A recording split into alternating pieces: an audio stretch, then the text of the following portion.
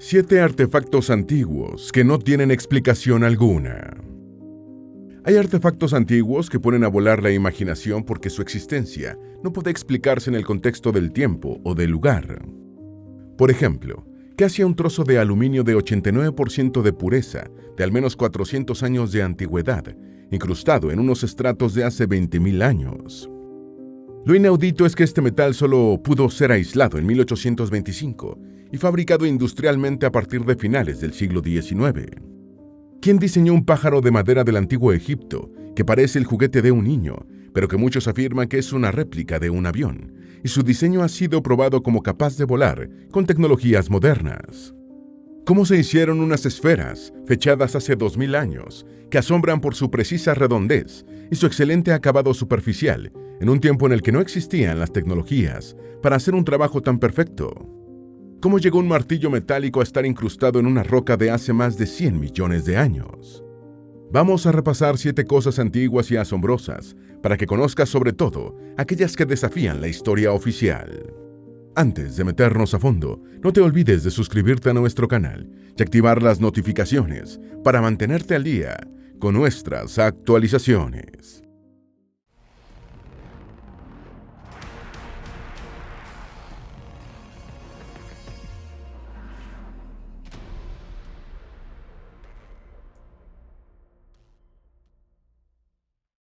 Número 1. Mapa de Piri Reis. Piri Reis, o Piri Reis, fue un almirante y cartógrafo nacido en 1465 en Galípoli, actual Turquía, en tiempos del Imperio Otomano. Como sobrino del corsario y comandante naval Kemal Reis, desde muy joven acompañó a su tío en sus aventuras marinas, participando en acciones navales contra la República de Venecia y en el sitio y conquista de las islas de Rodas en 1523.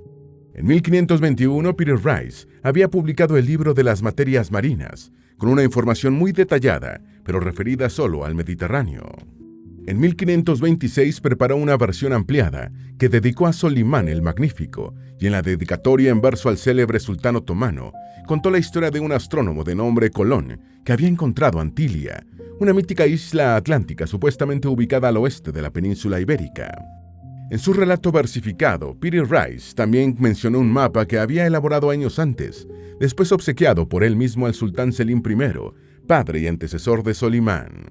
La historia de este mapa se remonta a 1501, 9 años después de la llegada de Cristóbal Colón al Nuevo Mundo, cuando el corsario Kemal Reis, al mando de una flota otomana, capturó 7 buques españoles cerca de la costa de España.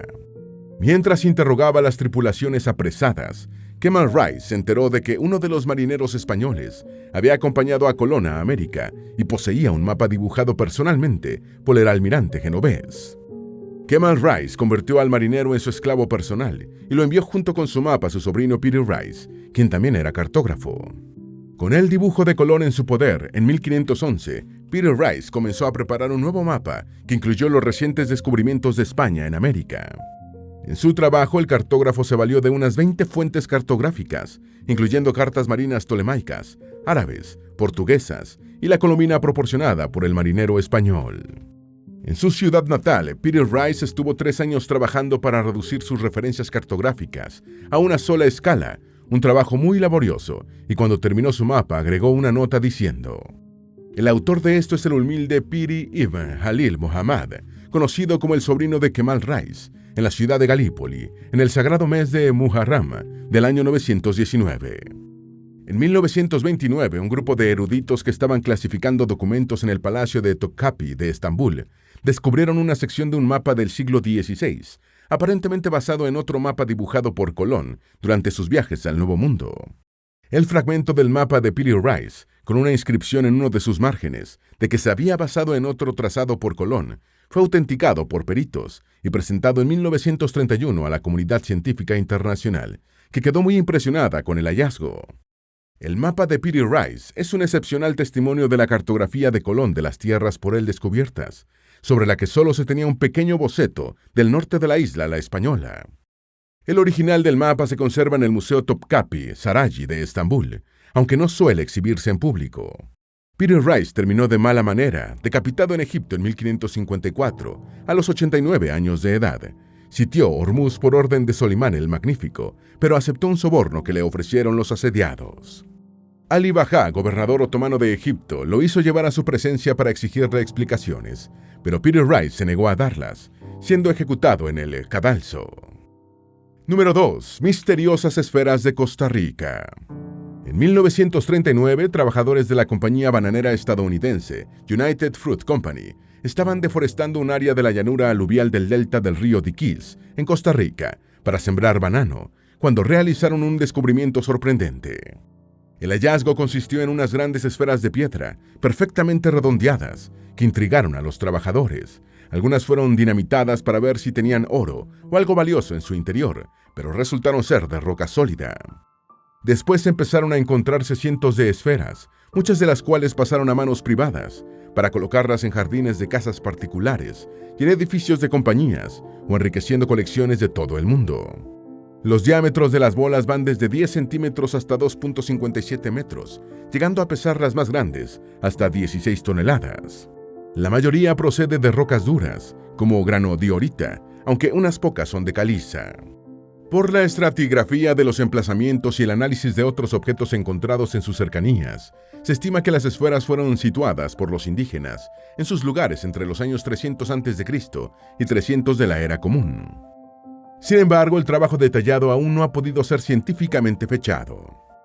En las proximidades de las bolas de piedra se han encontrado objetos de cerámica polícroma, datados entre los años 1500 y 1000 a.C., y se estableció que el área ha tenido presencia humana desde al menos el año 6000 a.C.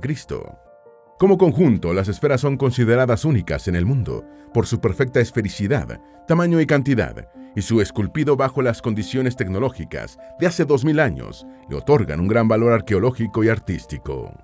Las sociedades indígenas que las trabajaron lo hicieron con un tallado muy fino, casi perfecto, incluso en las de mayor tamaño. Las esferas de piedra son consideradas como la máxima expresión del arte escultórico prehispánico costarricense. En 2014, la UNESCO declaró Patrimonio de la Humanidad al conjunto de asentamientos precolombinos que albergan las esferas, y el 16 de julio de ese mismo año, el Parlamento de Costa Rica las declaró símbolo nacional. La primera mención de las esferas a nivel internacional fue un corto artículo de la arqueóloga estadounidense Doris Stone, aparecido en 1943 en la revista American Antiquity. La novedad llamó la atención del arqueólogo estadounidense Samuel Kirtland Lothrop, del Museo Peabody de la Universidad de Harvard, quien viajó a Costa Rica en 1948 y contactó a Stone, quien lo ayudó a investigar el asunto. En 1963, Lothrop publicó su investigación en el libro Arqueología del Delta del Diquís, Costa Rica. En 1970, el gobierno de Costa Rica comenzó un programa para proteger las esferas y sus emplazamientos. Algunas de las dinamitadas fueron ensambladas por el Museo Nacional y se inició una campaña para recuperar las que estaban en manos privadas. En una ocasión alguien intentó robarlas enviando camiones a recogerlas, pero los vecinos bloquearon las vías y lo impidieron, sentando un precedente conservacionista del patrimonio arqueológico de Costa Rica. Las esferas de piedra han tenido un importante impacto en la cultura y en la vida costarricense. Se ha desarrollado una pequeña industria de fabricación de réplicas en diferentes materiales como piedra, acero, vidrio, bronce y hormigón, que los costarricenses compran para adornar sus jardines y casas y ofrecen a los turistas como souvenirs. En las zonas involucradas se realizan festivales musicales y culturales que promueven un turismo conservacionista en torno a las esferas. Número 3. Pipas de Baigón. Las pipas o tubos de Baigón constituyen uno de esos artefactos que parecen fuera de lugar por su aparente anacronismo que desafía cualquier explicación. También llamadas pipas de Linga y pipas de hierro Baigón Shan, son unas estructuras tubulares situadas en el monte Baigón o Montaña Blanca, a 40 kilómetros al suroeste de la ciudad de Linga, en la prefectura autónoma mongol y tibetana de Haixi, de la provincia china de Qinghai. Una leyenda local señala que el monte Baigón fue un laboratorio extraterrestre y aparte de una enigmática cumbre parecida vagamente a una pirámide. Cuenta con 3 accesos triangulares en la base, los cuales conducen a cientos de estructuras decrépitas y corroídas en forma de tubos metálicos, cuyo origen se desconoce. Las pipas oxidadas, que van desde el grosor de una aguja hasta diámetros de 40 centímetros, llegan desde las profundidades de la montaña hasta un lago salado situado a 80 metros de distancia. Muchos de los tubos tienen un tamaño uniforme y parecen haber sido ubicados a propósito. Las antiguas pipas están incrustadas lo bastante en la pared y el suelo como para impedir una fácil manipulación. El entorno montañoso es inhóspito y solo de vez en cuando algún nómada se deja ver. Las explicaciones sobre el origen de las tuberías van desde que fueron hechas por una cultura que desarrolló una tecnología metalúrgica muy avanzada y secreta, hasta que están allí gracias a manos no humanas. Los primeros científicos que analizaron los tubos concluyeron que estaban hechos en un 92% de metales comunes y un 8% por materiales que no pudieron ser identificados. De esta porción de materiales desconocidos surgió la leyenda de que los tubos de color rojizo fueron transportados por extraterrestres desde el espacio exterior hasta sus emplazamientos actuales, como parte de un proyecto alienígena. La teoría de los aliens ha tenido el suficiente apoyo como para erigir cerca un monumento rematado por una antena parabólica corroída. Las investigaciones más recientes de las tuberías postulan que los materiales desconocidos son raíces de árboles fosilizadas. Igualmente que los propios tubos oxidados fueron formados por raíces de árboles que sufrieron el proceso de pedogénesis o de creación del suelo y el diagénesis o transformación de los sedimentos en rocas. Otros ensayos han confirmado que los tubos contienen material orgánico, vegetal e incluso anillos microscópicos de árboles. Se cree que las raíces fueron llevadas a su posición actual por el desbordamiento de un lago extinto. Pero incluso admitiendo que los tubos no forman parte de un sistema alienígena de aducción de aguas o de alcantarillado, su extrema rareza es una evidencia más de la capacidad de la Tierra y de la naturaleza para crear cosas sorprendentes. De acuerdo con informaciones locales, los tubos fueron descubiertos por un equipo científico de Estados Unidos que buscaba fósiles de dinosaurios. Se afirma que los científicos informaron de su hallazgo a las autoridades de la ciudad de Linga, pero las estructuras solo atrajeron la atención después de que en junio de 2002, el investigador chino Zhou Shou publicó un artículo en el Henan Great River News. Poco después, el mismo año, periodistas de la agencia de noticias Xinhua, canal de comunicación oficial del gobierno chino, se presentaron en el sitio y discutieron las características de las tuberías con un funcionario local. El lugar ahora es promovido como una atracción turística. Número 4. El martillo de Londres. El martillo o artefacto de Londres es una herramienta de hierro que conserva una parte de su antiguo mango de madera, descubierto en la población estadounidense de Londres, Texas, en 1936.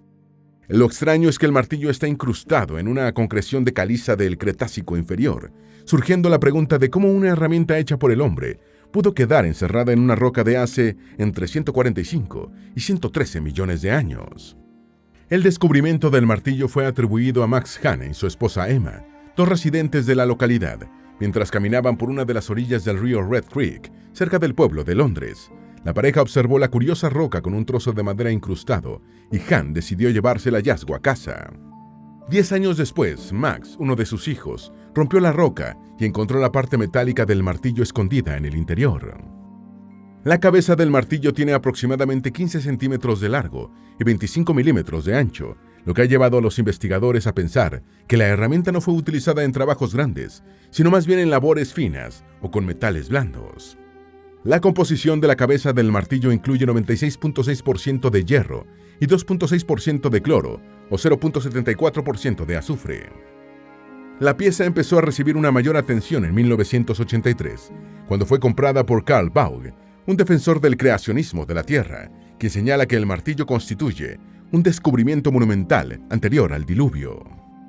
Baugh afirma haber encontrado huellas humanas junto con otras de dinosaurios cerca del río tejano de Paluxy y fue presentador del programa de televisión Creación en el siglo XXI de Trinity Broadcasting Network. El Museo de Evidencias de la Creación, fundado por Baugh, fue para promover sus creencias. Compró el martillo y desde entonces el creacionista ha difundido diversas especulaciones, incluyendo una en la que afirma que la calidad del aire en la época anterior al diluvio universal fomentó el crecimiento de gigantes. Desde su compra por el Museo de Baugh, el objeto empezó a ser promovido como el artefacto de Londres. Algunos observadores han apuntado que la pieza es de un estilo muy parecido al de herramientas de su tipo fabricadas en el sur de Estados Unidos, a finales del siglo XIX, y que el diseño es consistente con el de los martillos mineros. Sobre la incrustación del objeto en la roca, una posible explicación es que los materiales altamente solubles de la antigua piedra caliza quizá formaron una concreción alrededor del objeto.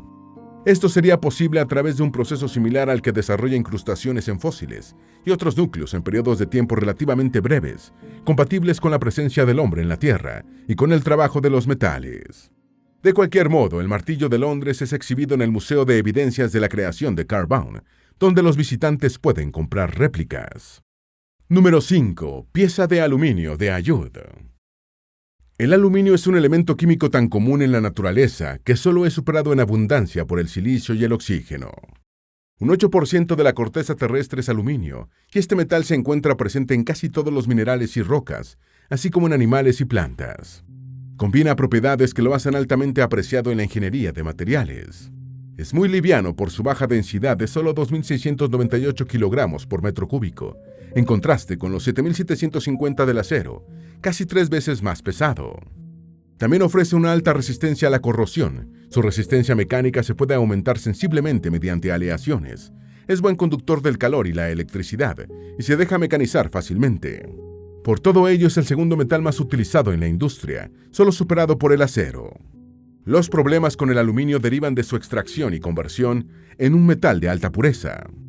A pesar de su abundancia, solo hay un mineral, la bauxita, del que puede extraerse en condiciones económicas. Una vez minada la bauxita, solo existe un procedimiento exitoso, el proceso Bayer, para convertirla en alumina u óxido de aluminio. Finalmente, el aluminio metálico es obtenido a partir de la alúmina mediante un proceso llamado electrólisis, que solo fue industrialmente dominado a gran escala en el siglo XX. Por todo lo anterior, resulta tan extraño que aparezca un trozo de este metal al que se le atribuyen 20.000 años de antigüedad. Es la pieza de aluminio de Ayud, otro de esos OPARTs o Out of Place Artifact, acrónimo utilizado para identificar todo aquello que no encaja con la cronología histórica oficial o más aceptada. Dos famosos OPARTs son el mecanismo de Anticitera y la batería de Bagdad, que han sido examinados en otros videos de historia incomprendida. La pieza aparentemente anacrónica fue encontrada casualmente en 1973, en el transcurso de unas excavaciones a orillas del río Miurs, cerca de la ciudad transilvania de Ayud, en Rumania, dentro de unos estratos de hace 20.000 años. Los análisis permitieron establecer que el objeto es en un 89% de aluminio puro, y aunque la pureza del metal corrientemente utilizado en la actualidad en la industria de la construcción supera el 99%, la de la pieza de Ayud es lo bastante alta como para generar el enigma. Hace 20 milenios, el hombre primitivo se las arreglaba con poco más que herramientas de piedra y madera, y la edad del bronce aún estaba a más de 16.000 años de distancia. ¿Quién pudo hacer una pieza de aluminio de 89% de pureza hace 20.000 años? La historia oficial responde: nadie. La datación inicial de 20.000 años por los estratos resultó fuertemente corregida cuando la pieza fue analizada en un laboratorio suizo que estableció que tenía solo 400 años de antigüedad. Pero a pesar de esta brutal diferencia en el fechado, el problema sigue siendo más o menos el mismo, porque hace 4 siglos tampoco se conocía el aluminio, que fue aislado por primera vez en 1825 por el químico danés Hans Christian Ørsted. Además, surge otro misterio: cómo un objeto de hace 400 años se introdujo en unos estratos de hace 20.000 que, hasta donde se sabe, nunca habían sido tocados. Los enigmas aún esperan respuestas, más allá de las teorías alienígenas y sobre otras adelantadas civilizaciones humanas, desaparecidas sin dejar huella. Número 6. Cráneo del Niño de las Estrellas. El cráneo de Star Child, o cráneo del Niño de las Estrellas, es un cráneo infantil anormalmente grande, que fue objeto de una amplia publicidad después de que el investigador de eventos paranormales, Lloyd Pae, afirmó que perteneció a un extraterrestre. El escritor y paranormalista estadounidense, fallecido en 2013, dijo que había recibido el cráneo de Ray y Melanie Young, una pareja de El Paso, Texas, en febrero de 1999, quienes afirmaron que fue encontrado en México en 1930, en un túnel minero a 160 kilómetros al suroeste de Chihuahua. El cráneo estaba enterrado junto a un esqueleto normal de una mujer, tendido boca arriba en el suelo del túnel. Pai afirmó que el cráneo perteneció a un niño concebido por un padre humano y una madre extraterrestre. Examinando el maxilar superior derecho hallado en el cráneo, un dentista estimó que había pertenecido a un niño de entre 4.5 y 5 años, a pesar de que el volumen de la bóveda craneana era de 1.600 centímetros cúbicos, un 13% mayor que el de un adulto promedio. El área craneal posterior es aplanada, las órbitas son poco profundas y ovaladas, y el canal del nervio óptico está situado más cerca de la parte inferior que de la parte posterior de la órbita. El material constitutivo del cráneo es hidroxiapatita de calcio, el normal en los huesos de los mamíferos. Steven Novella, neurólogo de la Escuela de Medicina de la Universidad de Yale, señaló que el cráneo presenta todas las características de haber pertenecido a un niño fallecido por una hidrocefalia congénita. En esta afección se produce una acumulación de líquido cefalorraquídeo dentro del cerebro, aumentando la presión en el interior del cráneo. Los niños pequeños con esta anomalía suelen tener una cabeza inusualmente grande, ya que la presión del mayor volumen del líquido cefalorraquídeo empuja los huesos craneales hacia afuera. Pruebas genéticas realizadas en 1999 en el Laboratorio Forense de la Oficina de Odontología Legal de Vancouver, Canadá, determinaron de manera concluyente que el niño era un varón humano, hijo de humanos. En 2003, Trace Genetics, laboratorio especializado en el análisis de ADN de muestras antiguas, aisló ADN mitocondrial del cráneo, estableciendo que el niño pertenecía al haplogrupo C. Como el ADN mitocondrial se hereda solamente por el linaje materno, la madre del niño tuvo que ser una mujer humana del haplogrupo C.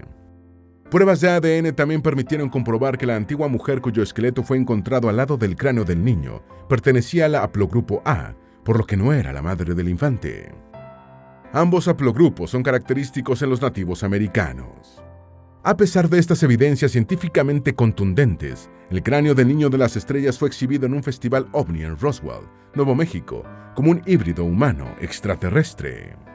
El estadounidense Benjamin Radford, quien tiene la reputación de ser uno de los pocos investigadores y escritores sobre fenómenos paranormales basado en la ciencia, dijo respecto al cráneo de Starchild: cualquier cosa que no sea inmediatamente explicable u obvia se interpreta como un misterio desconcertante, a menudo con connotaciones paranormales. La especulación de ciencia ficción es divertida, pero no debe eclipsar la ciencia real. Número 7. Pájaro de Saqqara del Antiguo Egipto, el primer avión. El pájaro de Saqqara, también llamado planeador de Saqqara, es una talla de madera de sicómoro, semejante a un aerodinámico avión en miniatura. Fue encontrado en 1891 en la necrópolis egipcia de Saqqara y fechado en el año 200 a.C., en tiempos de la dinastía tolemaica. Sus dimensiones son 15 centímetros de longitud y 18.3 centímetros entre los extremos de sus alas, con un peso de 39 gramos. Originalmente fue pintado para parecer un halcón y la madera prácticamente incorruptible del sicomoro permitió su conservación por más de 2000 años. Dado que no existe ningún documento que mencione al pájaro de Saqqara, se desconoce cuál fue su propósito u utilidad, aunque han surgido especulaciones respecto a su significado. Posiblemente formó parte de una veleta o fue un juguete de un niño de la élite egipcia. Algunos piensan que pudo haber sido un objeto ceremonial, ya que la mitología egipcia tenía una alta estima al halcón, y se inspiró en el ave para representar varios dioses, incluyendo a Horus. Hasta se ha dicho que pudo ser un boomerang utilizado en la cacería de aves acuáticas. La hipótesis de la veleta cuenta con muchos partidarios, ya que del arte del Antiguo Egipto han perdurado varias imágenes con formas parecidas al pájaro de Saqqara, que muestran estos objetos utilizados para indicar la dirección del viento. En el tiempo de Khonsu, en Karnak, hay varios relieves del Imperio Nuevo que muestran veletas en los mástiles de 3 barcos. Los aficionados a lo esotérico consideran que un pájaro de madera tan parecido a un avión constituye una evidencia de que la aviación existió muchos siglos antes de que los hermanos Wright echaran a volar su primer aparato en 1903. Incluso hay quienes aseguran que, por su forma y dimensiones, el pájaro de Saqqara fue la maqueta de un planeador. El médico y parapsicólogo egipcio Khalil Meshiha respalda esta hipótesis, señalando que en el Antiguo Egipto no era extraño colocar miniaturas de las tecnologías en las tumbas. Meshiha agrega que el pájaro de Saqqara muestra diferencias perceptibles con otros modelos de aves expuestos en el Museo del Cairo. Además, valora que la talla de madera no tiene patas y que el ángulo de las alas es similar a la de un avión moderno. Los egiptólogos rechazan la teoría de la talla inspirada en un avión, señalando que no hay ninguna evidencia que sugiera la existencia de una aeronave en el Antiguo Egipto.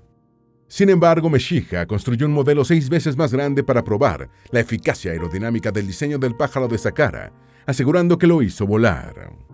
Martin Gregory, constructor y diseñador de planeadores de vuelo libre, también hizo su propia réplica, afirmando que el diseño no es apto para volar. Gregory afirmó: El pájaro de Saqqara nunca voló. Es totalmente inestable sin un estabilizador. Incluso, cuando se le ajustó un estabilizador, el desarrollo del desplazamiento fue decepcionante. En mi opinión, el pájaro de Saqqara probablemente era un juguete para un niño o una veleta. El especialista en aerodinámica Simon Sanderson probó una réplica en un simulador de vuelo de la Universidad de Liverpool, simulando incluso el paisaje y las condiciones de la meseta de Saqqara. Añadió un estabilizador de cola, un componente que Meshiha también colocó en su ensayo, señalando que la talla original lo tenía y en algún momento lo perdió. Sanderson calificó su prueba como positiva y dijo: alrededor de 2000 años después de que los egipcios tallaran este misterioso pájaro, la tecnología moderna ha probado sin lugar a dudas que podría haber volado. Podría haber volado no equivale a voló, pero las teorías sobre el pájaro de Saqqara siguen animando el debate sobre los objetos fuera de lugar y sobre la hipotética existencia de civilizaciones humanas tecnológicamente desarrolladas que se extinguieron sin dejar huellas. Para no hablar de extraterrestres. Esperamos que este video te haya sido útil. Si tienes algo que agregar, por favor, compártelo con nosotros en la sección de comentarios. Dale me gusta a este video y envíale el enlace a tus familiares y a tus mejores amigos para que también sepan más sobre los 7 artefactos antiguos que no tienen explicación alguna. Si eres nuevo en nuestro canal, no olvides suscribirte. No se te olvide seguirnos en todas nuestras redes sociales, que van a estar aquí abajo en la descripción. Recuerda, un pueblo que no conoce su historia está condenado a repetirla.